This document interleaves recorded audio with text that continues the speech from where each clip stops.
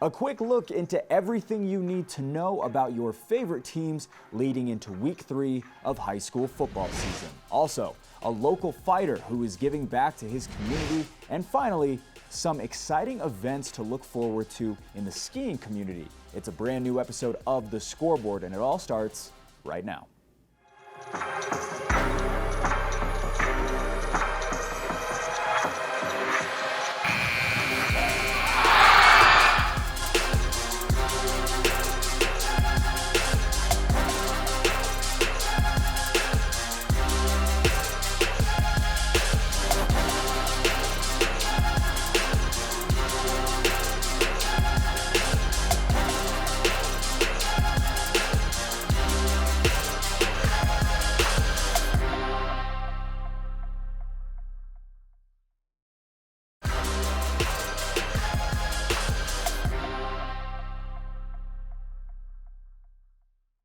Hey everyone, welcome into The Scoreboard. As the school year has started for all of us, we also know that football season has begun and is now in full swing. So, we're going to give you a little bit of an update on all 4 of our schools here in the Wasatch Back, where they stand, and what games we all have to look forward to. So first things first, we're going to start things off with Park City. The Park City football team is off to their best start in the 5A era. The last time that the Miners kicked off their season at 2-0, well, it was 2018, and that year they went to the 4A state championship, a 31-10 victory over Wasatch on the road, and then a 26-7 victory against Maple Mountain just last week. The Miners have only given up 17 points the entire season and are outscoring the opposition by an average of 20 points per game, meaning Park City's offense and defense are already playing in mid-season form. To start the season, some of the big names that you should look out for, well, we've got a couple for you. We've got Will McCurdy, Joseph Eldridge, Braden Byer, Mason Grover, and also Chase Byer at the quarterback position. But all being said, the Miners will host Green Canyon tonight, an 0-2 team out of Northern Logan, and next week they will face another team that is currently 0-2 in East. But let's move over to Wasatch. The Wasatch Wasps are back on track as well after a disappointing week 1 loss to the crosstown rival who we just talked about in Park City. The Wasps bounced back at home last weekend against Skyview from losing by 21 in week 1 to winning by 25 in week 2. The Wasps look to continue with their dominant offense moving into week 3 against the undefeated Mountain Ridge. The Sentinels are currently holding a 41-34 point differential, and both weeks barely edging out 1 possession wins against Granger as well as Olympus. But who are some of the people that stand out for the team down in Heber? Well, you've got Chris Cook, and after a disappointing first week, he balled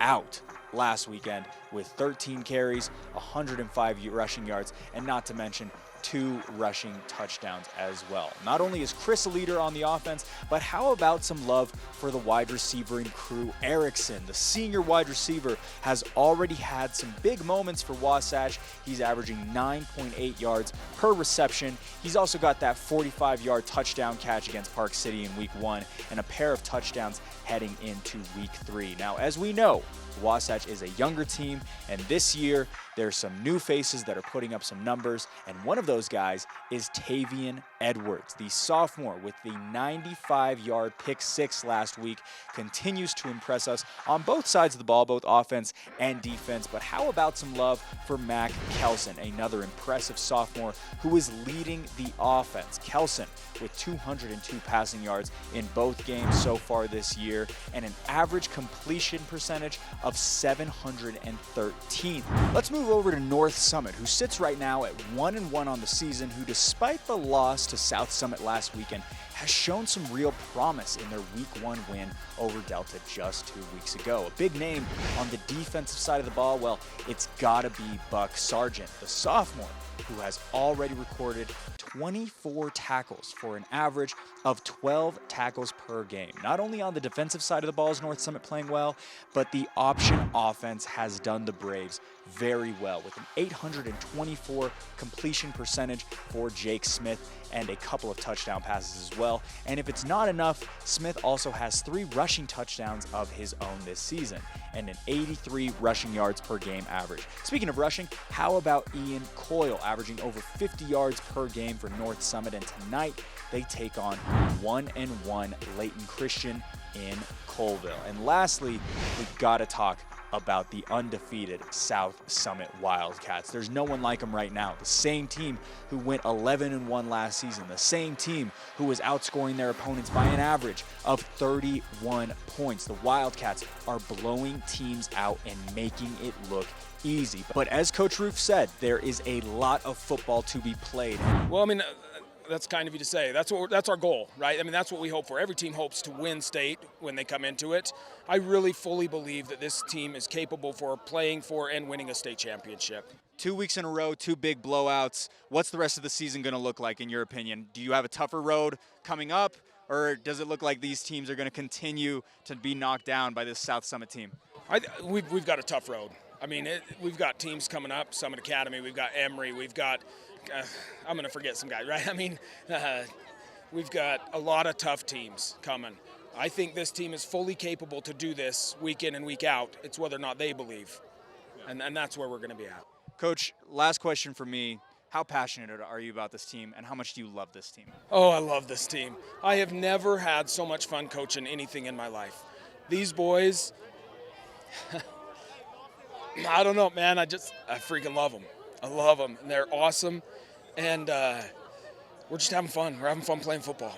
A lot of great teams left to be played against. The Wildcats head out to Mash Valley in Idaho this weekend, searching for that 3-0 record. Some of the players to look out for, well, how about Caleby Thompson, 105 yards per game. He is averaging a touchdown a night on top of that. And although he's getting double teamed almost every single play, Caleby is still finding ways to help this offense. And speaking of offense, how about our guy Juan Ramirez, another senior slot receiver, averaging 72 yards per game. He had 2 touchdowns in week 1 versus Uinta. We can't talk about all of these incredible wide receivers, though, without talking about who is actually throwing them the ball, and that goes over to the junior quarterback, Bracken Lashy, with 5 touchdown passes already this year, a total of 476 passing yards. Bracken is continuing to adjust to the speed of the game and getting better every single week. And speaking of getting better every single week, how about Brighton Hume, the junior, with 4 touchdowns already this year, 3 on the ground and 1 from his quarterback, Bracken. There are too many tools to talk about, but one more on the defensive side of the ball.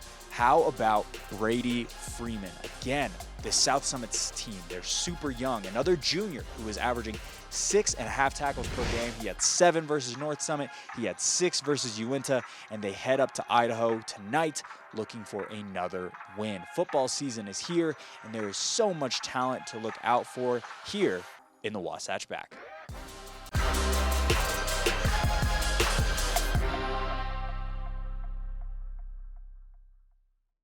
Marco Sanchez is the true definition of an OG in the local MMA scene. After training for years, coaching, cornering, Marco has found his way here to Park City to not only improve his own career, but the livelihood of those around him. Hey everyone, right now we are joined by Utah MMA fighter Marco Sanchez. Marco, thank you so much for joining us today. Hey, thanks for having us. We have a lot of questions. I guess the first one is, you've got a summer camp going on right here at Rise Boxing here in Park City. Could you tell us a little bit about what's going on here this week? Yeah, of course. So we have summer camps going on. It's Monday through Thursday. So we teach them just different forms of martial art. It is an MMA camp, but what we really do, we really break down. A lot of people have a misconception with MMA that it's just all brutality, right? So we're teaching the essence of martial arts first. So we're a martial artist first before you go into fighting in the cage. So we're not teaching them to fight in the cage. We're teaching them discipline, respect, camaraderie. And then, of course, we do some live goes and some rounds. I'm sure you saw earlier when we were doing some King of the Mat. But it's more about camaraderie and discipline and respect. That's what we're really pushing. That's what matters the most. And really just focusing on pushing on kids and like challenging themselves. In a team sport, they really focus on, you could really, for example, if I used to play baseball growing up, I played a year in college, so you could put a blame on somebody else, right? Or you could say like, oh, well, we didn't do good today because this person didn't committed an error, for example. Whereas in MMA or jiu-jitsu, wrestling, whatever it is, it's an individual sport when you go. So you just really have to hold yourselves accountable.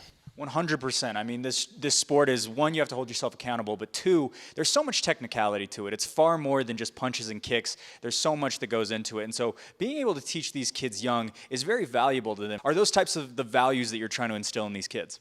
Yeah, 100%. And like I said, we don't, like if we just teach the techniques, we're just teaching brutality. So we're teaching why you use these techniques, and we're using it as a self-defense purpose. We're not showing you to, hey, go try this on your friends, right? We're doing this specifically in a safe space that they could get comfortable in uncomfortable positions. That's what happens not only in a physical aspect, but in life, right? That's just part of life. Like, you got to get comfortable with uncomfortable things. Are the kids at this camp also boxing at Rise Boxing, or are they random kids that came into the gym? It's actually been a mix of both. So we advertise a bit. We have a handful of kids that are from outsourced, from outside of the gym, and then we have a few kids that are from in the gym that box here. And so with the kids that are boxing here, are they taking matches? Are they just training? What are they doing here typically through the weeks? During the week, we have a good handful of kids that do compete consistently. And other kids, we don't force them, of course. Like, if they want to come in and try and do boxing and they just do it for fun, that's great. You don't have to be a fighter. We don't force them to fight. But if you see that they really want to progress it and really want to compete, then we take those steps to get them to compete in boxing or whatever they want to do. Now, this is predominantly a boxing gym. I mean, the gym is Rise Boxing, but you have an MMA background. You're a black belt in jiu-jitsu. You were teaching also some grappling to the kids. Is that what this MMA program is going to kind of kickstart? Is that something that this gym wants to start including, is a little bit more grappling and things like that? Yeah, 100%. So we do predominantly boxing right now. But like you said, I fight MMA. I've been coaching for a lot of years. I coach a lot of the type fighters here. I still fight for myself as well. But I've been coaching for a long time, and now that's why we have this beautiful mat space in here as well now. And we are starting MMA program. So we're going to start Muay Thai first, and then we're going to be adding MMA for the kids programs and adults. And speaking of your own fighting career, I know that you have a fight that you just signed recently. You're going to be fighting in just a couple of weeks here. Is that correct? Yeah, it's actually in a little bit. It's going to be September 24th for Fierce. So we're just getting ready for that. It's at the Maverick Center. If you guys want to come out and support, come through. But yeah, meanwhile, just here, I just coach full time. Whether it's kids, adults, fitness classes, professional fighters, whatever you want to do, we got something for you here. How much has coaching integrated into your actual fighting style yourself? How much has being able to coach fighters, corner fighters, helped you become a better fighter in the cage? More than anything is understanding the mindset before going into a fight. As a fighter, you have to have a specific mindset, but as a coach as well, I can't get too high on the highs or too low on the lows. You'll see a lot of corners sometimes when you're coaching, they'll be too frenetic, right? Because you're so excited of what's going on in there. I feel like being able to be a fighter and be in there, I know how to keep myself composed, not only when I fight, but when I coach, no matter what's going on. Yeah. What is maybe your favorite thing about coaching? Being able to coach kids, teach them a very valuable thing in their lives. I come from really humble beginnings. The main thing for me is I want to leave somebody, like, one thing that's a guarantee in life, whether we like it or not, is that we're all going to pass away one day. I just want to leave good energy and good vibes, and I want to leave somebody with something, whether it's a technique, whether it's a lesson, or it could be a life lesson that you learn on the mats. I just want to leave a piece of me with everybody before my time is up. Yeah, we've talked to MG before here at the gym. She's wonderful. How much does she mean to you? I know she's going to be in your corner next month as well. She's amazing. She's a great fighter in her own sense, a great coach. We're just really great friends and partners here at the gym, and we just vibe really well. It's been great working together. How can people get involved? How can people join this gym and start learning more about martial arts and being more accustomed to it? I think the main thing is just getting through the door, right? Anytime you see anything, you might be intimidated. I remember when I first started going to work out at the gym, even when I was younger, I was like intimidated to go to the gym. The main thing is just getting through the door. Like I said, there's a misconception with MMA fighters or martial arts or boxing. You think it's like hardcore, but you know how it is. Like, you meet anybody on the mats, they're most genuine, nice people you ever meet. So like I said, we always teach the martial arts aspect. So the main thing is just go into a gym, go to a local gym, and 9 times out of 10, you're going to find some amazing people and some great martial artists that will help you in your journey. Well, you are definitely one of those people. Marco Sanchez, catch him at the Maverick Center next month, and also catch him here in Park City at Rise Boxing. Thank you so much for the time. Appreciate it.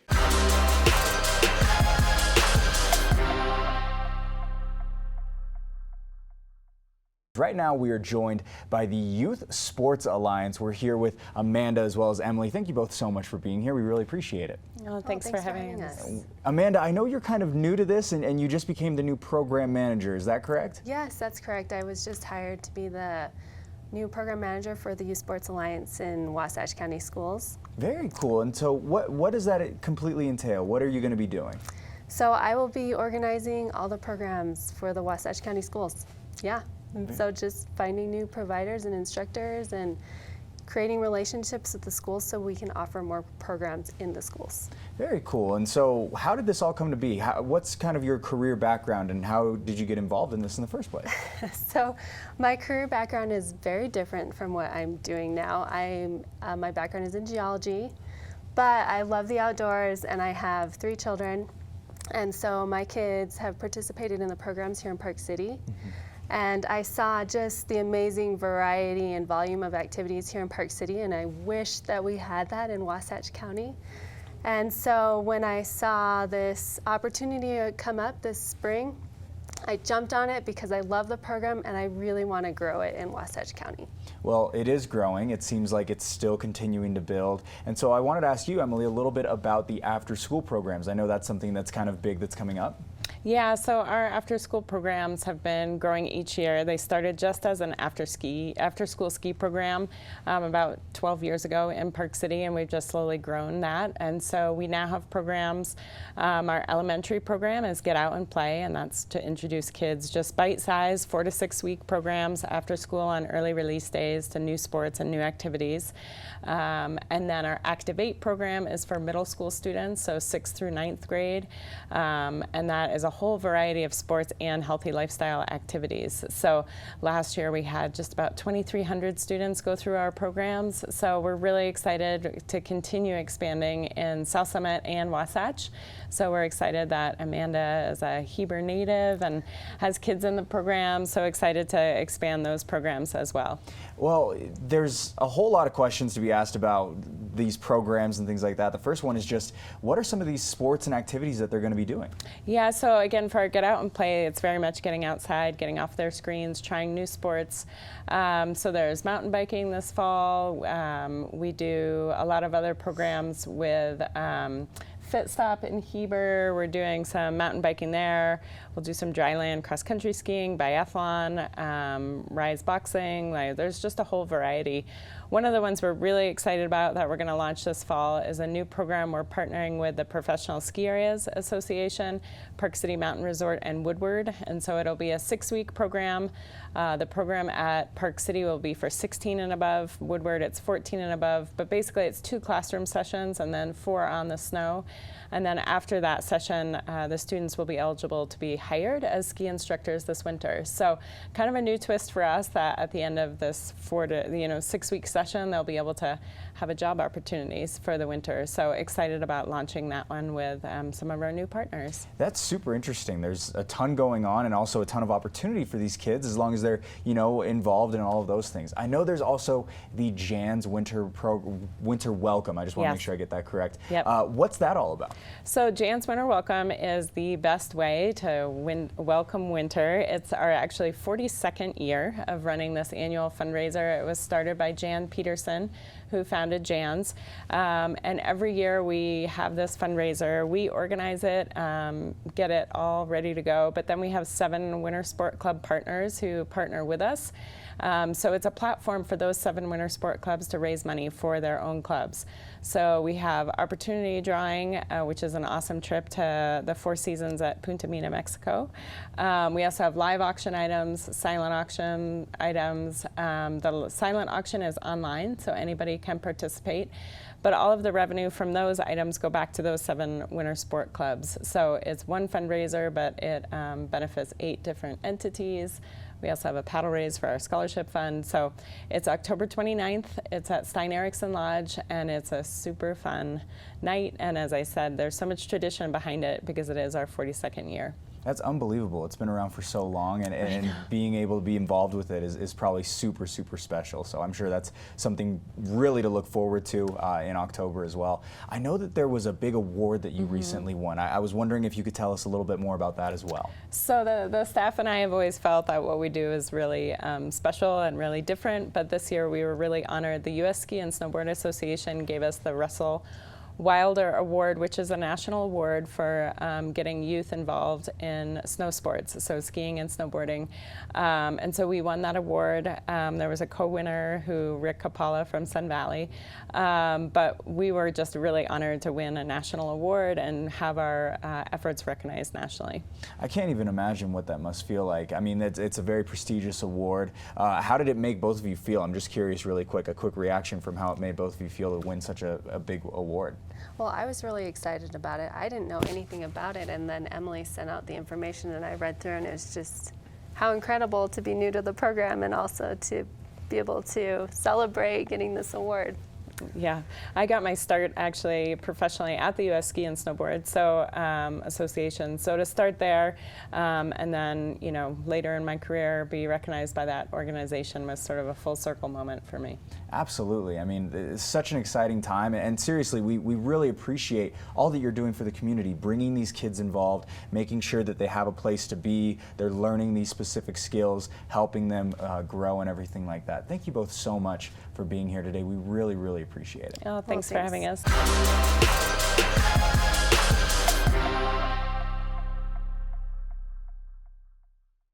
Thank you so much for watching the Scoreboard. On Tuesday, we have coverage of the Park City versus Green Canyon football game, as well as some unbelievable highlights to show you. For everyone over at the Scoreboard, I'm your host, Blake O'Rulian, saying we will see you all on Tuesday.